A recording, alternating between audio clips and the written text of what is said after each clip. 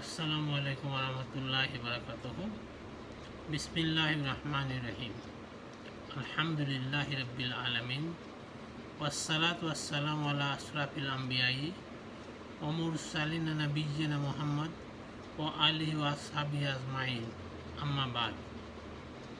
সকলো প্ৰশংসা মহান আল্লাহৰ বাবে। শান্তি অৱতীৰ্ণ হওক আল্লাহৰ ৰসুল সাল্লাল্লাহু আলাইহি ওয়াসাল্লাম আৰু তেখেতৰ পৰিয়ালবৰ্গৰ ওপৰত।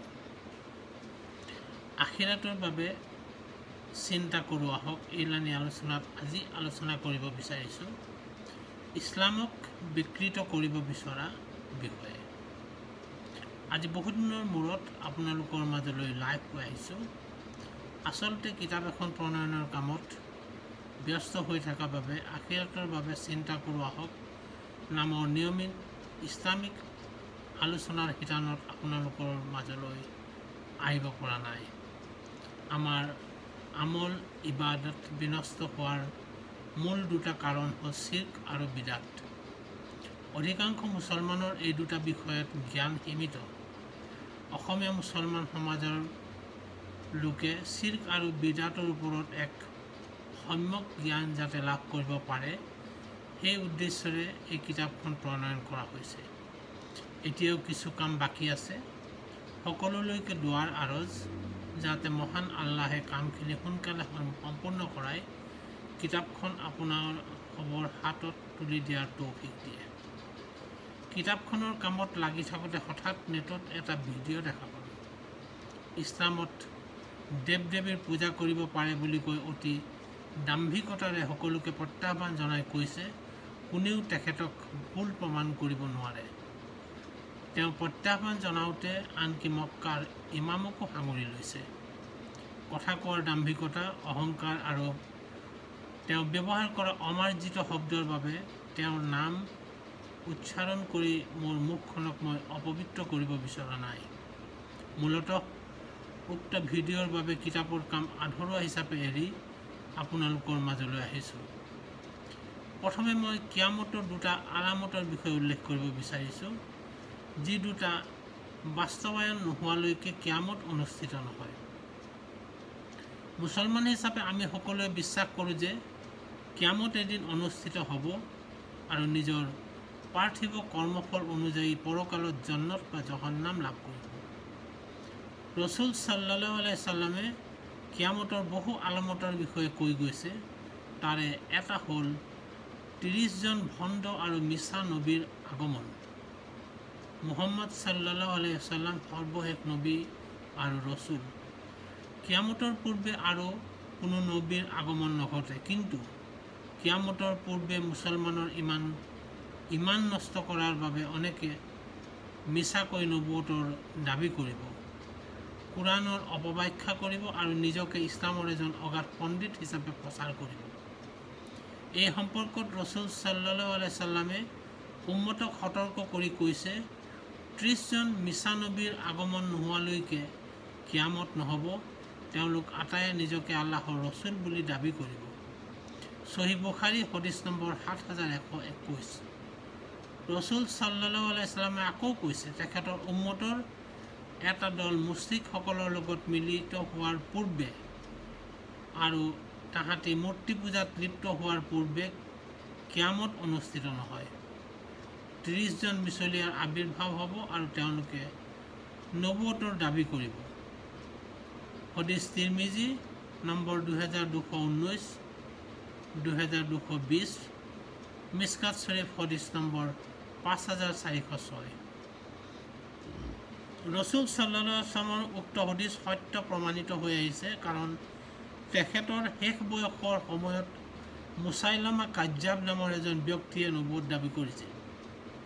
ইয়াৰ পিছত ক্ৰমে আসৱাদ আনাচি, ছাজা নামৰ এগৰাকী মহিলা, মুখতাৰ আছ চাখাফি, হাৰিছ আল কাজ্জাব আৰু আমাৰ দেশৰ গোলাম আহমদ কাদিয়ানী আদিয়েও নবুৱত দাবী কৰিছিল।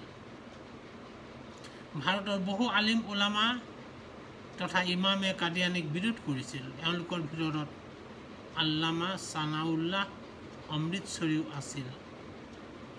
কাদিয়ানীয়ে নিজৰ স্বভাৱজাত দাম্ভিকতাৰে আলিম উলামাসকলক অস্বীকাৰ কৰিছিল। অৱশেষত তেওঁ ছানাউল্লাহৰ প্ৰত্যাহ্বান গ্ৰহণ কৰি 1326 হিজৰীত তেওঁৰ সৈতে কাদিয়ানীয়ে বিতৰ্কত বহে। দুয়োৰে মাজত চৰ্ত হয় এটা যে তেওঁলোকৰ ভিতৰত যিজনৰ দাবী মিছা হ'ব তেওঁক যেন আল্লাহে আনজনৰ জীৱিত কালতে কলেৰা ৰোগত আক্ৰান্ত কৰি মৃত্যু ঘটায়। প্ৰসংগত উল্লেখযোগ্য যে কাদিয়ানীয়ে নবুৱতৰ দাবী কৰিছিল আৰু ছানাউল্লাহে বিৰোধ কৰি কৈছিল মুহাম্মদ সাল্লাল্লাহু আলাইহি সাল্লাম শেষ নবী আৰু তেওঁ কুৰাণ আৰু হদিছ সত্য। ঘটনাৰ 1 বছৰ 1 মাহ 10 দিন পিছত ছানাউল্লাহ জীৱিত থকা অৱস্থাতে কাদিয়ানীৰ ডায়েৰিয়া ৰোগত মৃত্যু হয়। তথ্যসূত্ৰ ইহছান ইলাহি জাহিৰৰ আল কাদিয়া নামৰ গ্ৰন্থৰ পৃষ্ঠা নম্বৰ 155-159। এনেদৰেই কিয়ামতৰ পূৰ্বে এজন এজনকৈ 30জন মিছলীয়া লোকৰ আবিৰ্ভাৱ হ'ব আৰু তেওঁলোকে নবী দাবী কৰিব। কিয়ামতৰ আন এক আলামত হ'ল ইলম উঠি যাব, মানুহৰ মাজত অজ্ঞতাই বিৰাজ কৰিব। সহিহ বুখাৰী হদিছ নম্বৰ 80, 7064। ইলম মানে কুৰাণ আৰু হদিছৰ জ্ঞানৰ কথা কোৱা হৈছে। কুৰাণ আৰু হদিছৰ সহি জ্ঞান নোহোৱাকৈ মানুহৰ মাজত ইছলামৰ প্ৰচাৰ চলাব, ফটোৱা দিব, ফলত নিজেও গুমৰাহ হ'ব আৰু মানুহকো গুমৰাহ কৰিব। সহিহ বুখাৰী হদিছ নম্বৰ 100। ভিডিঅ'ত দেখা লোকজনে ইছলাম কুৰাণ সম্পৰ্কে দাম্ভিকতাৰে কোৱা কথাই ওপৰত উল্লেখিত কিয়ামতৰ দুটা আলামত মোক মনত পেলাই দিলে। ইয়াৰ পৰা নিশ্চিতভাৱে ক'ব পাৰি যে সহিহ বুখাৰীৰ হদিছত উল্লেখিত কিয়ামতৰ আলামত দুটাৰ বাস্তৱায়ন হৈ আহিছে, কাৰণ তেওঁ কুৰাণ হদিছৰ জ্ঞান নোহোৱাকৈ ফটোৱা দি নিজেতো গুমৰাহ হৈছে, আন মানুহকো গুমৰাহ কৰিছে। সহি ইছলামিক জ্ঞান নোহোৱাকৈ তেওঁ কৈছে ইছলামত দেৱ দেৱীক পূজা কৰিব পাৰে, অৰ্থাৎ ইছলামত মূৰ্তি পূজা বৈধ। নাউজুবিল্লাহ। লগতে তেওঁ মক্কাৰ ইমামক প্ৰত্যাহ্বান জনাই কৈছে মক্কাৰ ইমামক চোচৰাই আনিলেও তেওঁ অসত্য প্ৰমাণ কৰিব নোৱাৰে। তেওঁ জানেনে বৰ্তমান কাবা শ্বৰীফৰ ইমাম কোন, যাক চোচৰাই অনাৰ কথা কৈছে? চোচৰাই অনাটো দূৰৰ কথা, তেওঁৰ কাষলৈ যাব পাৰিবনে? যিজন ব্যক্তিক নিৰাপত্তাৰক্ষীয়ে আগুৰি থাকে। মছজিদুল হাৰামৰ নিৰাপত্তাৰ বাবে ছৌদি আৰবৰ চৰকাৰে 1300 নিৰাপত্তাৰক্ষীক নিয়োগ কৰিছে। মছজিদুল হাৰামৰ ইমামৰ নাম শ্বেখ আব্দুৰ ৰহমান আল সুদাইছ। বৰ্তমান যিজন আছে তেখেতক ছৌদি চৰকাৰে অত্যন্ত সন্মান কৰে। এই সন্মানৰ বাবে মক্কাৰ হাৰেম শ্বৰীফত তেওঁ আগবঢ়োৱা সেৱাক ছৌদি চৰকাৰে ধনেৰে তুলনা কৰিব নোৱাৰি বুলি কৈছে। এইকাৰণে প্ৰত্যেক মাহতে ছৌদি চৰকাৰে তেখেতে মছজিদুল হাৰামত আগবঢ়োৱা সেৱাৰ বাবে এখন ব্লেংক চেক দিয়ে, য'ত ধনৰ পৰিমাণ উল্লেখ নাথাকে। ইমাম সুদাইছ চাহাবে প্ৰয়োজন অনুসৰি ধনৰ পৰিমাণ নিজে ভৰাই ল'ব পাৰে। সুবহানাল্লাহ। ইমান সন্মানীয় ব্যক্তি এজনক তাচ্ছিল্যৰে চোচৰাই আনিবলৈ ক'লেই নিজে উচ্চ হ'ব বুলি ভবাটো এক ভ্ৰান্ত ধাৰণা। সমগ্ৰ মুছলিম বিশ্বই শ্ৰদ্ধা ও সন্মান কৰা ব্যক্তি এজনক হেয় কৰিবলৈ তাচ্ছিল্যসূচক শব্দ ব্যৱহাৰ কৰিলেই তেওঁ হেয় হৈ নাযায়, বৰং কওঁতাজনৰ সেই দাম্ভিকতা প্ৰকাশ পায়। দাম্ভিক লোকক আল্লাহে ভাল নাপায়, তেওঁ নিজেহে হেয় হৈ পৰিব। যিজন শ্ৰদ্ধাশীল ও সন্মানীয় ব্যক্তিক চোচৰাই অনাৰ কথা কৈছে, তেওঁৰ ইলম আৰু ৰাজহুৱা জীৱনৰ বিষয়ে ভিডিঅ'টোত উফাইদাং মাৰি কথা কোৱাজনে নিশ্চয় নাজানে। জনা হ'লে হয়তো তেনেকৈ নক'লেহেঁতেন। মক্কাৰ হেৰেম শ্বৰীফৰ ইমাম আব্দুৰ ৰহমান সুদাইছ বৰ্তমান সময়ৰ এজন বিদগ্ধ ইছলামিক স্কলাৰ। 1983 চনত ৰিয়াদ বিশ্ববিদ্যালয়ৰ পৰা ইছলামিক শৰীয়তত ডিগ্ৰী লয়। 1987 চনত স্নাতকোত্তৰ ডিগ্ৰী লয় আৰু 1995 চনত ইছলামিক শৰীয়তত ডক্টৰেট ডিগ্ৰী লাভ কৰে। তেখেত ৰিয়াদ বিশ্ববিদ্যালয় আৰু উম্মুল কুৰা বিশ্ববিদ্যালয়ত সহকাৰী অধ্যাপক হিচাপে চাকৰি কৰিছিল।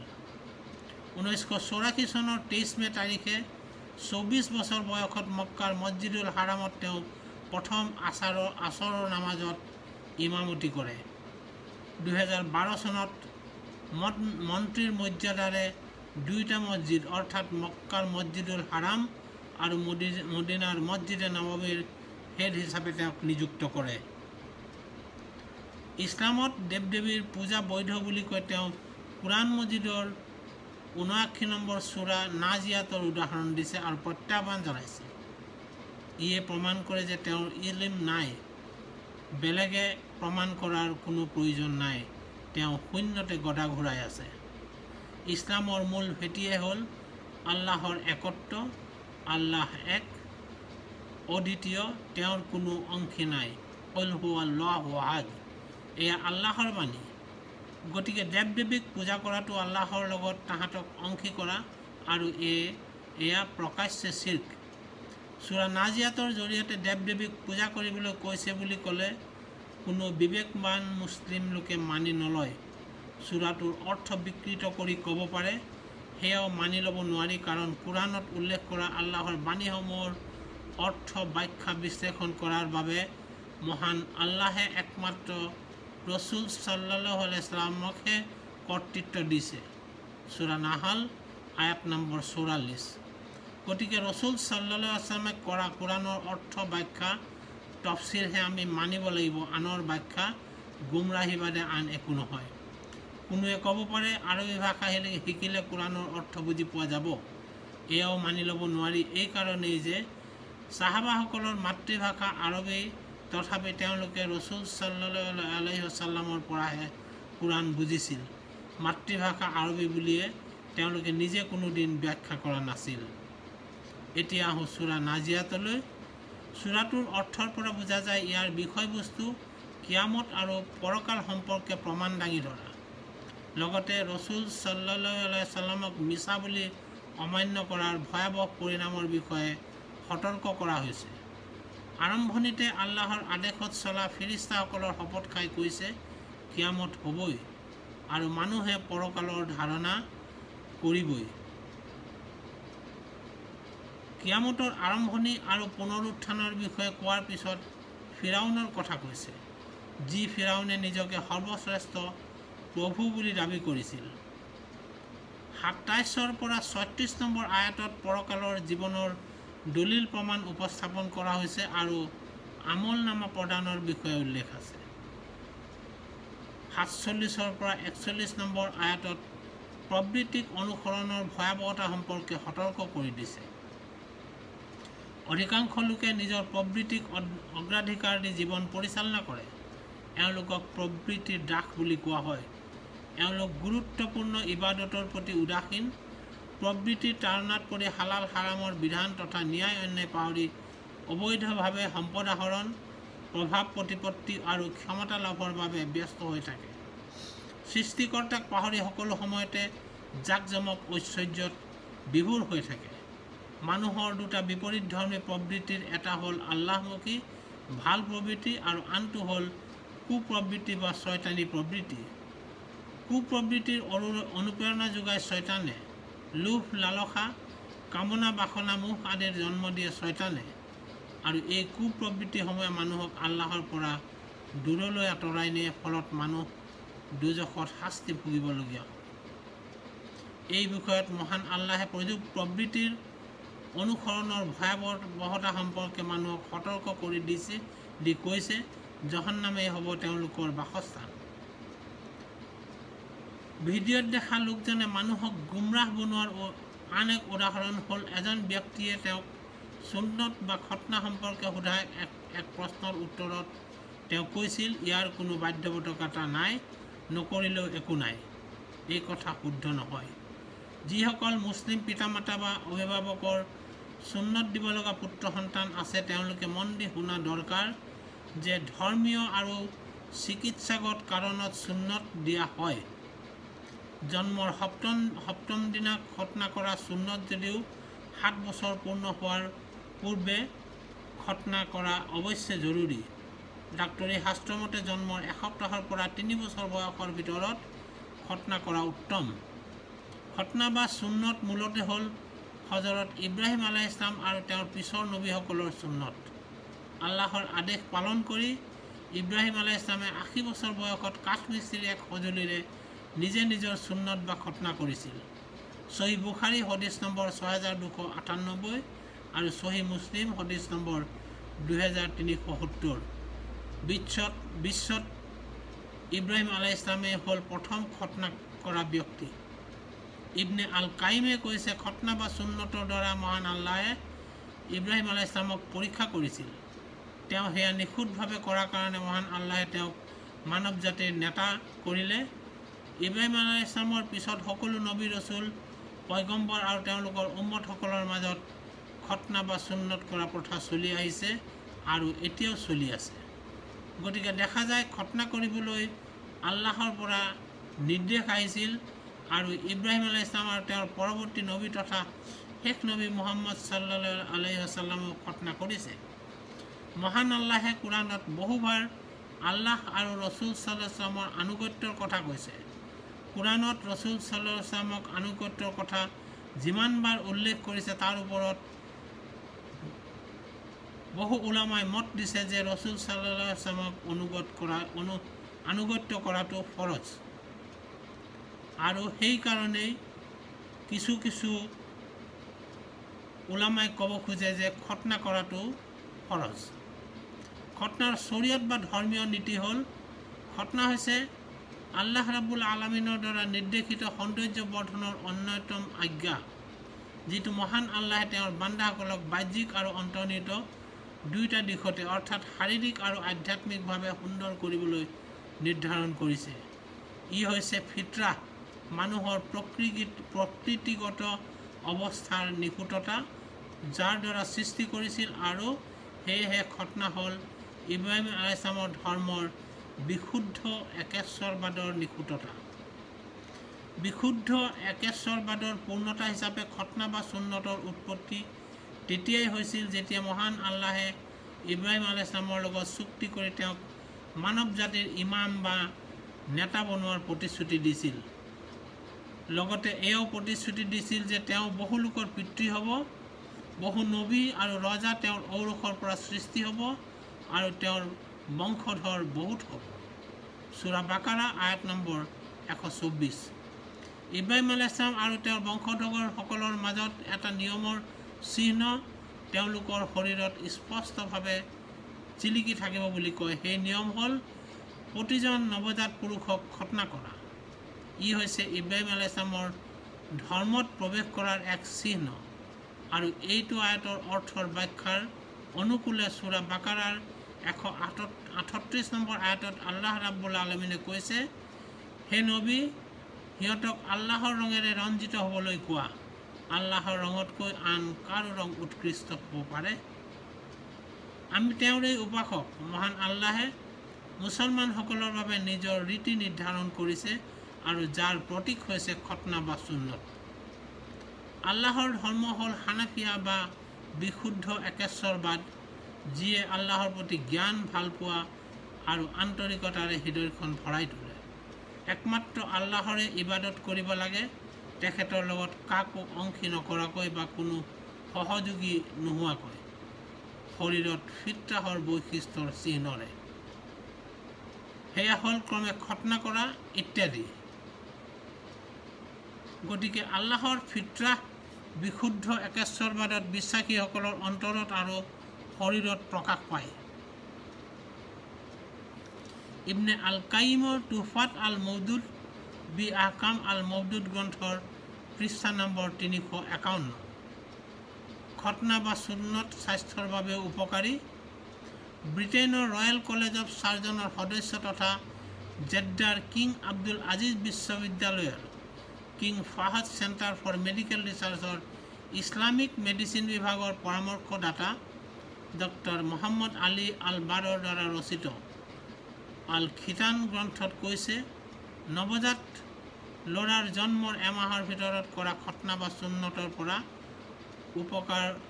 হোৱা উপকাৰসমূহ এনেধৰণৰ: পুৰুষাংগত স্থানীয় সংক্ৰমণৰ পৰা সুৰক্ষা লাভ কৰে। খতনা নকৰিলে সংক্ৰমণ হৈ প্ৰস্ৰাৱ বন্ধ হৈ যাব পাৰে বা পুৰুষাংগৰ টিপটোত আগটোত সংক্ৰমণ হ'ব পাৰে। এই সকলোবোৰৰ একমাত্ৰ চিকিৎসা হ'ল খতনা বা সুন্নত কৰা। অন্যথা ভৱিষ্যতে পুৰুষাংগৰ কৰ্কট ৰোগ হোৱাৰ অসংখ্য ৰোগ হ'ব পাৰে। বহু গৱেষণাই প্ৰমাণ কৰিছে যে সুন্নত নোহোৱা ল'ৰাবোৰ মূত্ৰনলীৰ সংক্ৰমণৰ সন্মুখীন হোৱাৰ সম্ভাৱনা বেছি। গৱেষণাৰ পৰা দেখা গৈছে মূত্ৰনলীৰ সংক্ৰমণত আক্ৰান্ত ৯৫% শিশু সুন্নত নোহোৱা, আনহাতে সুন্নত কৰা শিশুৰ মাজত এই হাৰ ৫%তকৈ কম।